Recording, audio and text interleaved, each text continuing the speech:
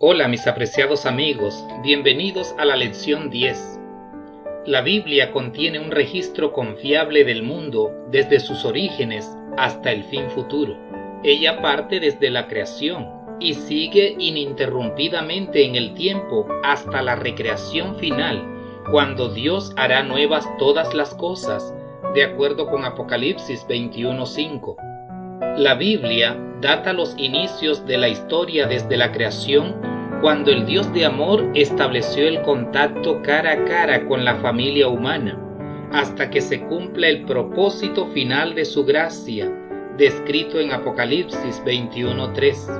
He aquí el tabernáculo de Dios con los hombres, y Él morará con ellos, y ellos serán su pueblo, y Dios mismo estará con ellos como su Dios.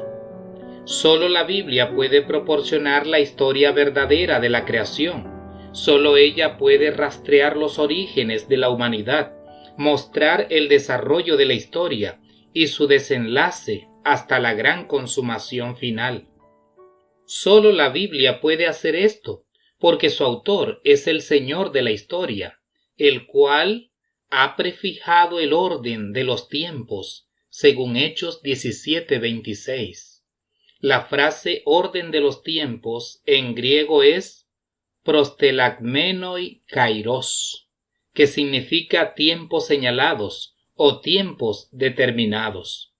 Se refiere a épocas históricas, al conocimiento que Dios tiene de los asuntos humanos. Por eso el profeta Daniel escribió: Él muda los tiempos y las edades, quita reyes y pone reyes, da la sabiduría a los sabios y la ciencia a los entendidos. Daniel 2:21. En estas palabras está revelada la verdadera filosofía de la historia humana, como lo afirma el sabio Salomón. Como los repartimientos de las aguas, así está el corazón del rey en la mano de Jehová. A todo lo que quiere lo inclina. Proverbios 21:1. Tal es la soberanía de Dios, el soberano de los reyes de la tierra, como dice Apocalipsis 1:5. Por eso los reyes y gobernantes están bajo la dirección y el control de un potentado todopoderoso. El creador y sustentador de su creación ejerce su derecho divino de dirigir el curso de la historia humana. Es Dios el único soberano, quien tiene la autoridad de mudar los tiempos.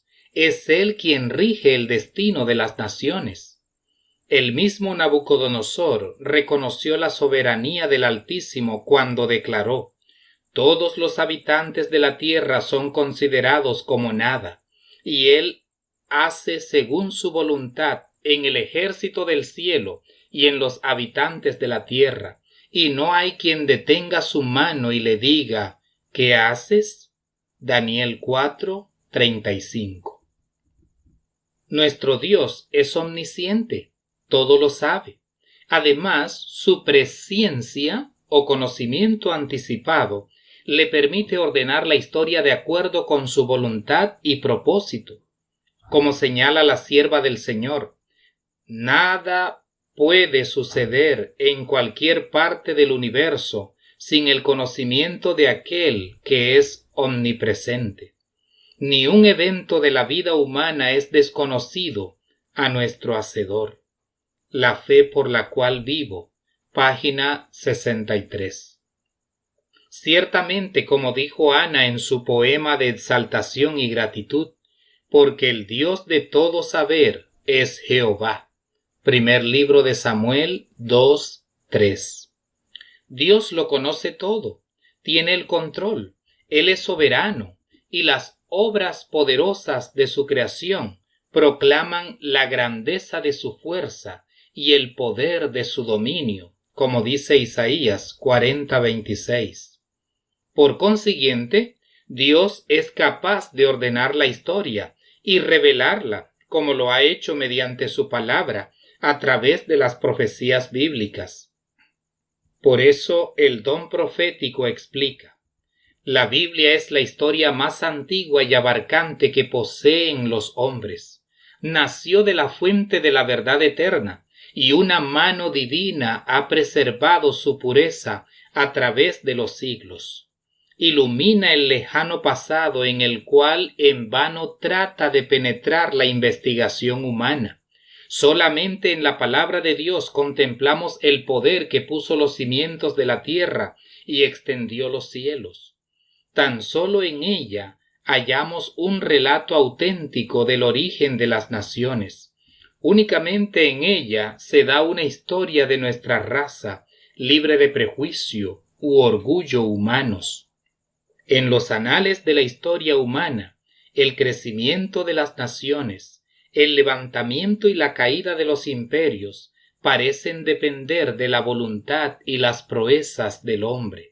Los sucesos parecen ser determinados en gran parte por su poder, su ambición o su capricho, pero en la palabra de Dios se descorre el velo y contemplamos detrás, encima y entre la trama y la urdimbre de los intereses, las pasiones y el poder de los hombres, los agentes del ser misericordioso, que ejecutan silenciosa y pacientemente los consejos de la voluntad de Dios. La Educación, página 157.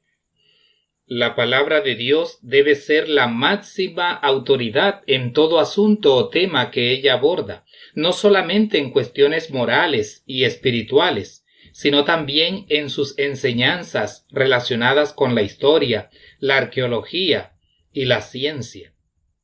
Es interesante cómo la Biblia en Génesis 5 y 11 traza la historia de la humanidad desde Adán hasta Noé y desde Sem hasta Abraham.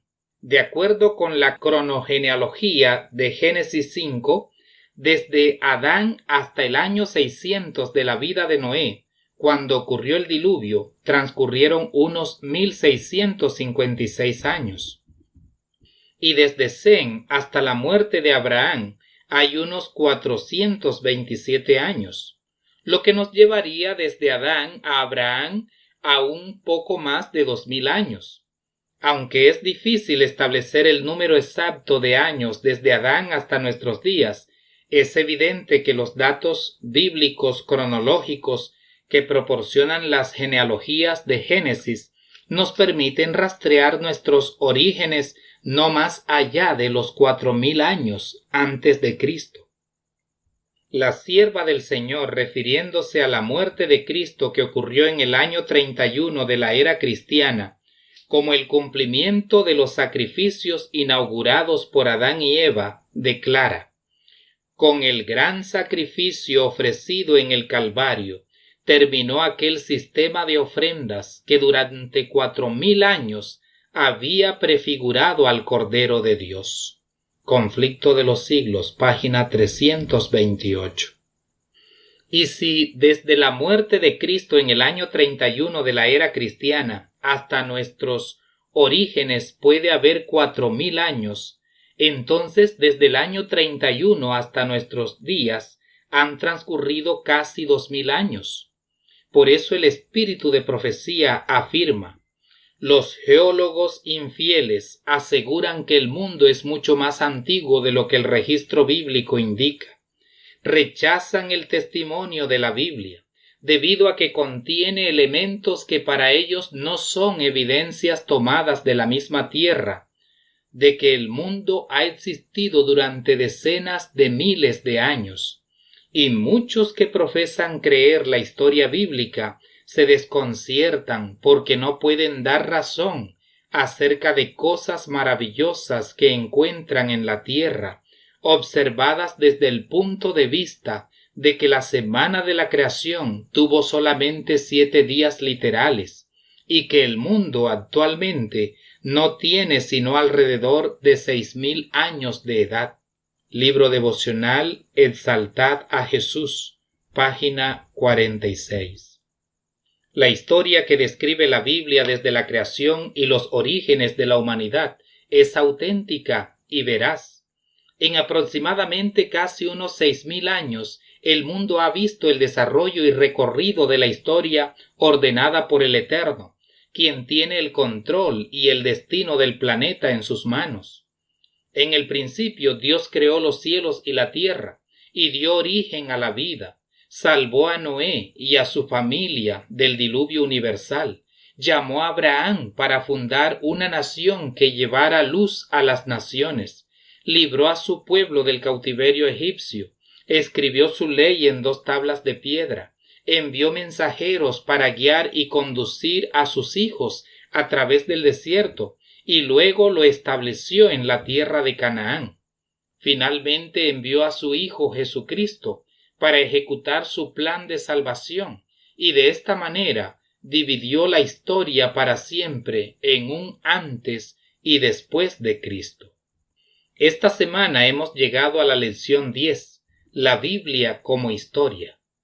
Veremos 3 aspectos clave de la historia que se describen en la Biblia y algunas evidencias arqueológicas que corroboran su autenticidad y veracidad. Consideremos el primer aspecto clave: la importancia bíblica de hechos y personajes históricos confirmados por la arqueología. El libro de Génesis es fundamental para el cristianismo. Sin el Génesis no hay un registro fidedigno de la creación, de los orígenes, del diluvio universal y de la historia del pueblo de Dios. El Génesis es una obra notable e imprescindible escrita por Moisés alrededor del año 1500 a.C.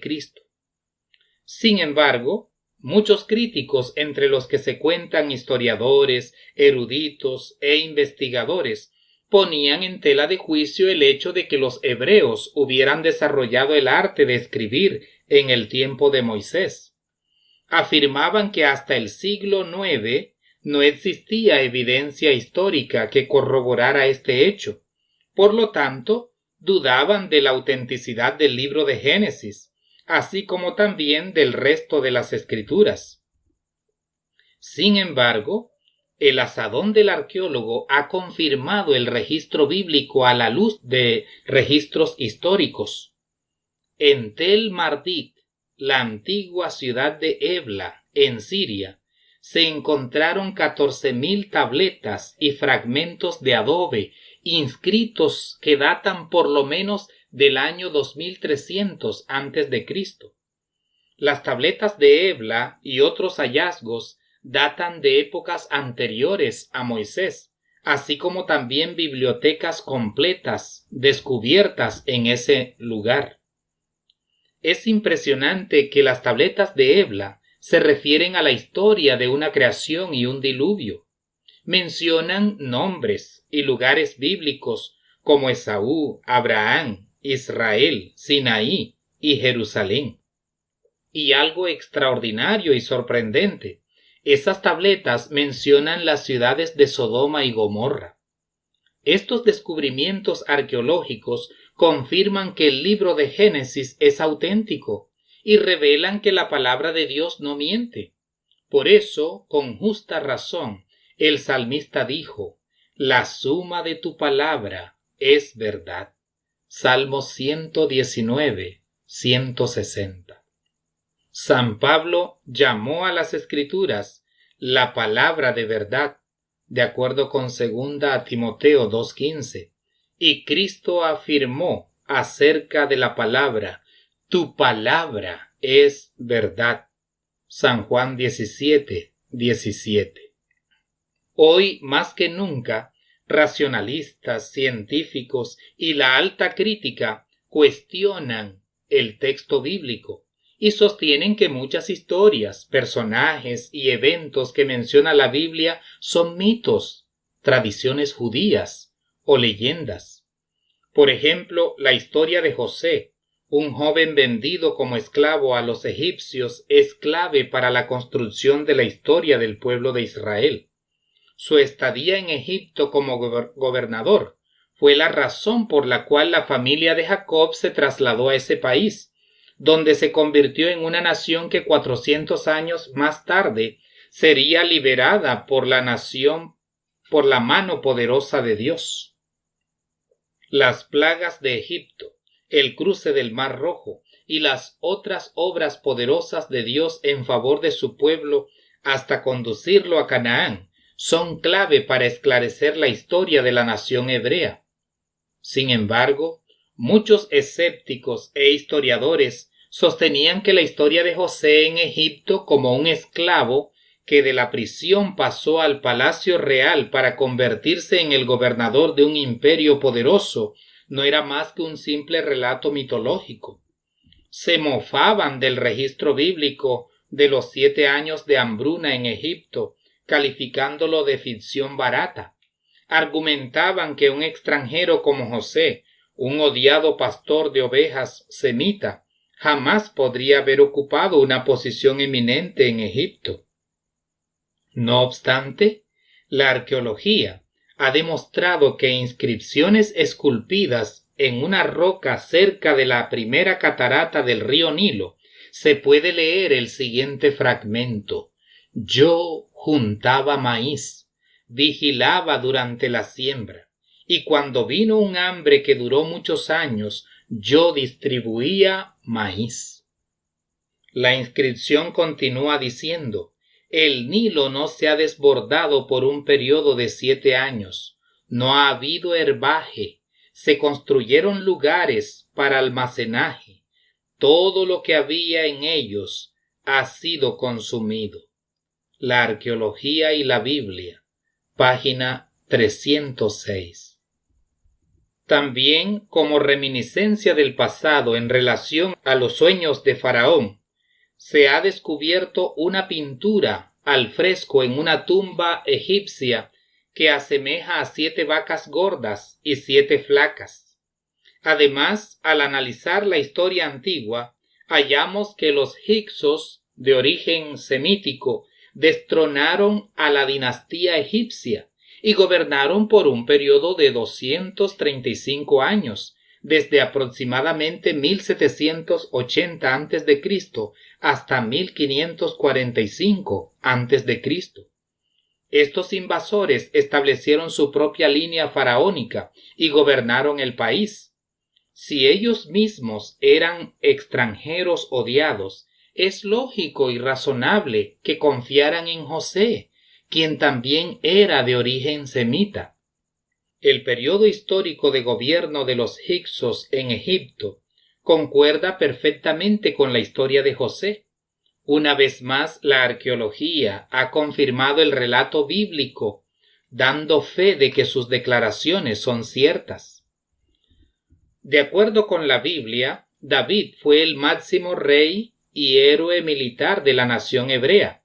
Fue un intrépido y audaz valiente que sometió a todos sus enemigos, y en sus días, así como en los días del reinado de Salomón, Israel vivió la edad de oro, es decir, su periodo de mayor esplendor. David y su hijo Salomón son claves para explicar la monarquía judía, la sucesión de reyes, el progreso y desarrollo de la nación israelita, y sobre todo para el cumplimiento de la promesa mesiánica hecha al más insigne rey de los hebreos. Sin embargo, los críticos de la Biblia objetaban el registro bíblico y se mofaban de uno de sus personajes más célebres y destacados. Alegaban que el rey David no era más que un mito, una leyenda que no se menciona en ningún documento antiguo fuera de la Biblia. Pero durante el verano de 1993, el doctor Abraham Bayram y sus colaboradores hallaron en Tel Dan una estela de basalto negro con inscripciones en arameo compuesta por 13 líneas, y en una de ellas se podía leer: el rey de Israel y casa de David. Esta era la primera evidencia extrabíblica que confirmaba el texto sagrado. Este hallazgo comprobó que en efecto hubo una dinastía que comenzó con David y reinó sobre la nación de Israel. David fue un personaje histórico y real. Los reinos de Israel y Judá existieron y fueron notables. En verdad, la realidad histórica del texto bíblico es sensacional y sorprendente.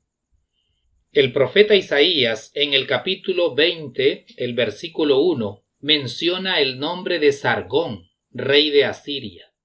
Los críticos sostenían que la Biblia no era confiable, porque el nombre de ese rey no había sido encontrado en la lista de reyes que gobernaron durante ese periodo, hasta que el francés Paul Botta excavó en Khorsabad y desenterró pedazos de piedras hermosamente labrados que pertenecían al palacio de Sargón. Una de las descripciones cuneiformes descifradas contenía la historia de Sargón y sus conquistas. Allí se puede leer: sitié y conquisté Samaria, y me llevé 27.290 cautivos como botín. No cabe la menor duda, los hallazgos arqueológicos demuestran la veracidad del texto bíblico. En Daniel 4:30, el rey Nabucodonosor se atribuyó la construcción de Babilonia diciendo: ¿no es esta la gran Babilonia que yo edifiqué para casa real con la fuerza de mi poder y para gloria de mi majestad? Hasta el siglo XIX, algunos eruditos creyeron que la reina Semiramis había edificado la ciudad de Babilonia. Por esta razón no daban crédito a las palabras de la Biblia que atribuían esta obra a Nabucodonosor.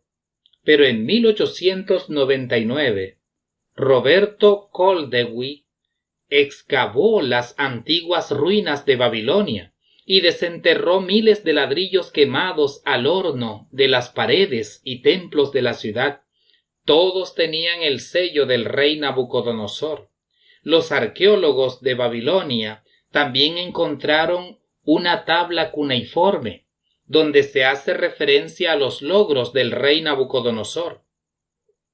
En ella el rey preguntaba: ¿no es esta la Babilonia que yo edifiqué? La inscripción en escritura cuneiforme dedica 6 columnas a los proyectos de Nabucodonosor. Ciertamente la evidencia arqueológica apoya la palabra de Dios. La Biblia menciona a Belsasar en Daniel 5 como el gobernante que presenció la escritura en la pared la noche del 12 de octubre del año 539 a.C., cuando cayó Babilonia.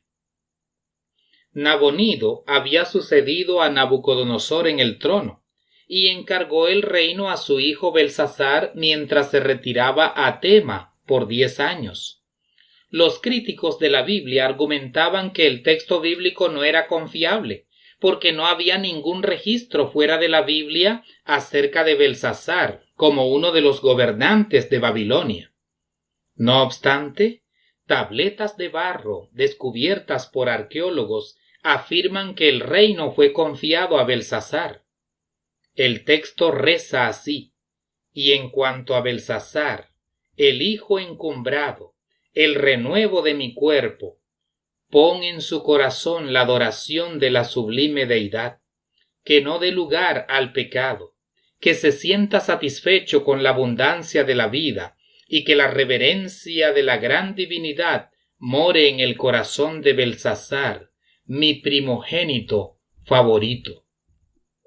Esto también explica por qué Belsasar ofreció a Daniel ser el tercer señor en el reino, de acuerdo con Daniel 5, 16 y 29. La palabra de Dios sigue siendo segura y confiable. Pasemos al segundo aspecto de nuestro estudio: el registro de la vida de Cristo corroborado por la historia. La Biblia presenta 4 informes diferentes relacionados con la vida, obra, muerte, resurrección y ascensión de Cristo. Estos 4 informes son los 4 evangelios que hablan de Jesús. Son 4 perspectivas diferentes de la vida de Jesús. Los primeros 3, Mateo, Marcos y Lucas, se les llama sinópticos por su afinidad y semejanzas en cuanto al orden, su narración y contenido. Ellos presentan la vida de Cristo desde el mismo punto de vista histórico y humano. Sin embargo, Juan lo presenta como Dios. En los tiempos bíblicos, para dar una declaración o testimonio ante jueces o servir de testigos en un tribunal, se requería la presencia de más de un testigo. Mínimo debían ser 2. Dios proveyó 4 testigos que dieran fe de la vida y el ministerio de Jesucristo. Los 4 evangelios son las fuentes principales de información que tenemos sobre Jesús. Esos escritos son seguros y confiables. Sin embargo, la confiabilidad de los escritores de los evangelios es reforzada por la corroboración de otras fuentes históricas. Tanto los historiadores romanos como los judíos confirmaron varios reclamos en los evangelios. Incluso la arqueología moderna ha encontrado que sus registros son ciertos.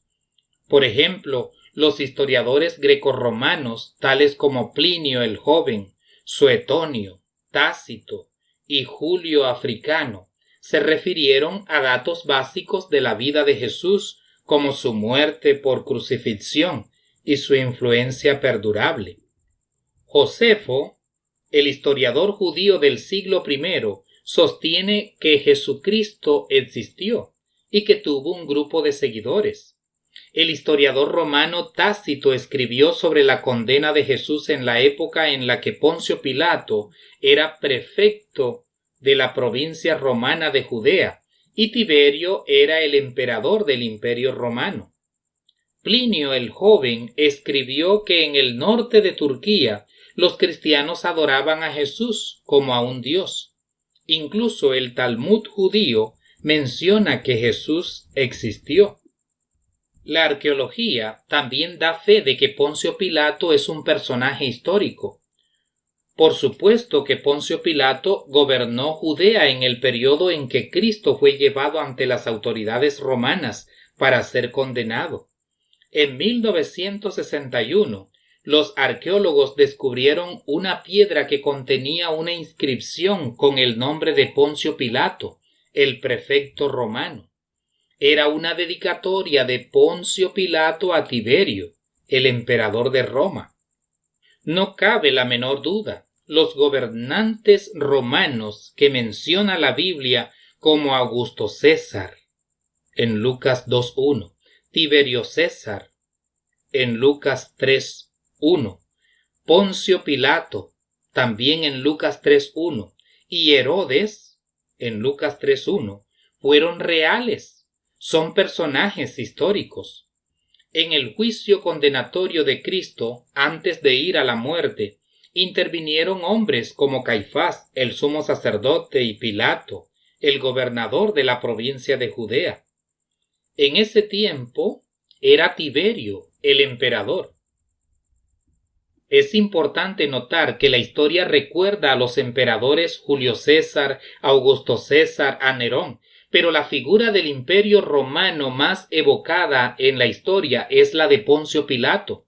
Millones de cristianos recitan en el credo desde una época muy temprana, por lo menos desde el siglo II, que Cristo padeció bajo el poder de Poncio Pilato, el prefecto romano, subrayando así que la muerte de Jesús de Nazaret fue un hecho histórico. Muchos aceptan que Jesús es un personaje histórico, que existió, pero se refieren a él como un gran maestro, un buen filósofo, un excelente filántropo y altruista, un revolucionario que luchó por la clase menos favorecida y defendió ideales nobles, pero no lo ven como Dios, como aquel que murió, resucitó, ascendió al cielo y ahora vive y es la esperanza de la raza humana. Muchos arqueólogos, investigadores, historiadores y eruditos viajan a Palestina con el fin de reconstruir la vida del Jesús histórico. Visitan los lugares donde estuvo, estudian las costumbres y tradiciones de sus días, Detallan las aldeas donde nació y creció, buscando información que les ayude a reconstruir todo el cuadro de su vida y obra. Su tumba vacía ha sido estudiada y los hechos relacionados con su vida han sido cuidadosamente investigados por los peritos que buscan evidencias para reconstruir toda una historia de un personaje que dividió la historia para siempre y es la figura central del cristianismo. Pero mientras los hombres intenten buscar a Jesús desde la investigación, la razón, la dialéctica, la filosofía y otras formas seculares de pensamiento, sus esfuerzos serán inútiles e infructuosos, porque esta clase de conocimiento simplemente teórico, especulativo e hipotético no contribuye en nada a nuestra salvación. Únicamente el conocimiento experimental, es decir, aquel que se obtiene mediante una relación vital con el Salvador, puede habilitarnos para mejorar nuestra vida y cambiarla prodigiosamente. El estudio de la persona de Cristo en el plano humano y desde la perspectiva humanista y secularista es de poco valor y escasa importancia si su obra y existencia no nos salva o si Él ha fenecido para siempre. La figura de un Jesús meramente histórico no es relevante para nuestra vida si apenas nos interesamos en conocerle como un excelente maestro itinerante, con una fisonomía peculiar, unos rasgos físicos expresivos, ciertos rasgos hereditarios comunes y un trasfondo familiar interesante. Todos estos aspectos que son materia de estudio por parte de quienes van en busca del Jesús histórico son insignificantes y secundarios. Si Él no es Dios, si no vive o si simplemente fue un hombre bueno, entonces no hay esperanza de vida y salvación para la humanidad. La mayor necesidad del mundo hoy es la fe y la esperanza que le permita ayudarle a creer en el Cristo vivo, resucitado y glorificado. El Cristo que vino, murió, resucitó, es el gran intercesor de los hombres y está próximo a venir en gloria. La humanidad no necesita la simple información de un Jesús histórico, más bien necesita al Cristo de la revelación, al Dios hombre compasivo y misericordioso, que no solo quiere el bienestar de la gente, sino su propia salvación y la felicidad en un nuevo mundo diseñado para quienes creen en su palabra y esperan en su gran amor. Consideremos el último aspecto de nuestro estudio: el don valioso de la fe que nos ayuda a aceptar la Biblia como la palabra fiel y verdadera de Dios. La Biblia contiene la mejor definición de fe en Hebreos 11:1. Es pues la fe, la certeza de lo que se espera, la convicción de lo que no se ve. La mejor definición de fe es confianza. Por lo tanto, tener fe es confiar. El capítulo 11 de Hebreos contiene una larga lista de hombres y mujeres de fe que confiaron en la palabra de Dios y esperaron siempre en sus promesas de amor. La galería de los héroes y heroínas de la fe descrita en Hebreos 11 es un verdadero aliciente para todos los que hemos creído en la palabra de Dios. Esos hombres y mujeres, a pesar de las circunstancias adversas, de las dificultades y las penalidades que tuvieron que soportar, confiaron en Dios y obedecieron su palabra. Algunos de ellos tuvieron el privilegio de hablar con ángeles y conversar con el ángel de Jehová, el Cristo preencarnado. Otros presenciaron milagros y en algún momento tuvieron una evidencia del poder de Dios. Aunque ellos no fueron perfectos, hoy nos ofrecen un ejemplo de fe, lealtad y obediencia. Si queremos edificar nuestra vida sobre un fundamento seguro y confiable, debemos anclarla sobre la roca fuerte, la roca espiritual que es Cristo. Quien fundamenta su vida sobre la palabra de Dios no puede ser movido, porque la fe crece y se desarrolla por el oír, escuchar y escudriñar la palabra de Dios, de acuerdo con Romanos 10:17. Muchos se niegan a creer en la palabra de Dios y aceptan las hipótesis y teorías de arqueólogos, historiadores y científicos como si fueran verdades seguras y absolutas. El creyente debe siempre confiar en Dios y ser guiado por un así dice Jehová. La fe y la ciencia caminan juntas. La Biblia no contradice la ciencia, pues la palabra fue inspirada por el más grande científico que creó la materia, ordenó los mundos y estableció las leyes que los rigen. Son los hombres de ciencia que contradicen la palabra, creyendo que su conocimiento y capacidades son superiores a las palabras y el pensamiento divino.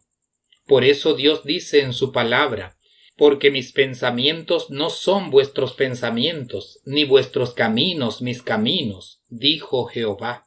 Como son más altos los cielos que la tierra, así son mis caminos más altos que vuestros caminos, y mis pensamientos más que vuestros pensamientos. Isaías 55, 8 y 9. Si un hallazgo arqueológico o un descubrimiento científico que se realice no es compatible con la Biblia, nunca deberíamos creer que el volumen sagrado miente o que esta es una razón justa para dudar de la palabra de Dios. Ninguna muestra, espécimen, hallazgo o prueba de laboratorio, por muy auténtica y real que sea, puede mover nuestra fe de la palabra de Dios. Por eso, en este punto importante, el don profético aconseja: quien conoce a Dios y su palabra mediante la experiencia personal, tiene fe arraigada en la divinidad de las Sagradas Escrituras, ha comprobado que la palabra de Dios es verdad y sabe que la verdad no puede contradecirse nunca. No aquilata la Biblia por las ideas que los hombres tienen de la ciencia, sino que somete más bien estas ideas a la prueba de la autoridad infalible. Sabe que en la ciencia verdadera no puede haber nada contrario a la enseñanza de la palabra, puesto que ambas proceden del mismo autor. La verdadera comprensión de ambas demostrará que hay armonía entre ellas. Todo lo que en la llamada enseñanza científica contradiga al testimonio de la palabra de Dios no es más que suposición humana. Ministerio de Curación, página 367. Desafortunadamente, muchos no estudian la Biblia porque deseen conocer al Señor de las Escrituras y desarrollar una amistad con Él. No leen la palabra porque quieran la vida eterna, sino porque quieren saber si sus declaraciones tienen algún respaldo científico. Algunos leen la Biblia muy selectivamente, creyendo poder determinar qué ha sido inspirado y qué no ha sido inspirado. Piensan que aquello para lo cual no hay una evidencia arqueológica o científica, no debemos creerlo, y por lo tanto debemos cuestionarlo o rechazarlo. Sin embargo, la pluma inspirada declara: aquellos que están constantemente hablando de sus dudas y exigiendo evidencia adicional para disipar su nube de incredulidad, no están edificando sobre la palabra. Su fe reposa sobre circunstancias, se basa en los sentimientos. Pero estos, por placenteros que sean, no son fe. La palabra de Dios es el fundamento sobre el cual se debe edificar nuestra esperanza del cielo. Carta 11 de 1897. Y tomo 2 de Mente, Carácter y Personalidad, página 320. Hoy más que nunca necesitamos confiar en Dios y su palabra. Como Enoc, que creyó en Dios sin dilaciones, como Noé y su familia, que una semana antes del diluvio entró en el arca para ponerse al cuidado de su Dios, como Moisés, que dependió totalmente de Dios y se sostuvo como viendo al invisible, de acuerdo con Hebreos 11:27. Debemos basar nuestra fe en la palabra de Dios sin importar las consecuencias o que vayamos en contra de la corriente popular. Porque quien confía en Dios y su palabra está seguro. No necesitamos demostraciones ni evidencias adicionales, porque simplemente Dios lo dijo y punto. Eso es suficiente. Por lo tanto, no hay que probar nada. La fe es un don valioso, extraordinario y enriquecedor. Da confianza, seguridad y nos permite creer que Dios existe. Por eso la fe es fundamental para el cristiano. La fe alimenta el alma y nos ayuda a confiar en un Dios infalible que nos ha dado su palabra como una norma para el carácter y una verdadera guía para la vida. La sierva del Señor sostiene que la fe es la sustancia de las cosas que se esperan, la evidencia de las cosas que no se ven. Con su poder justificador y santificador, está por encima de lo que los hombres llaman ciencia. Es la ciencia de las realidades eternas. La ciencia humana a menudo es engañosa, pero esta ciencia celestial nunca induce a engaño.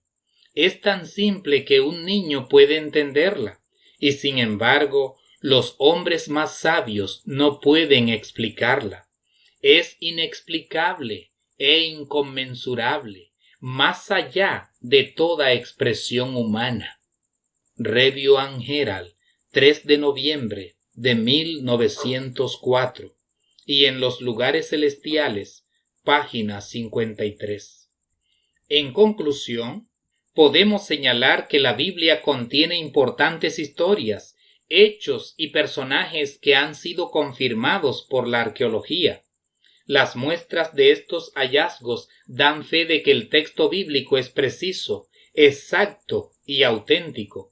El registro de la vida de Cristo documentado en los 4 evangelios también ha sido corroborado por la historia y la ciencia.